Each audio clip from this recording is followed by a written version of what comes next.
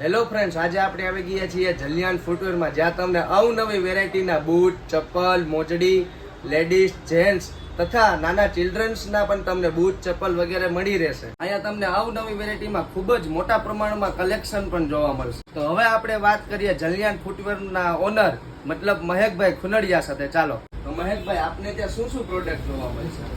Sports, sneaker, ladies તથા children વેરની fancy ડિઝાઇનો જોવા મળશે.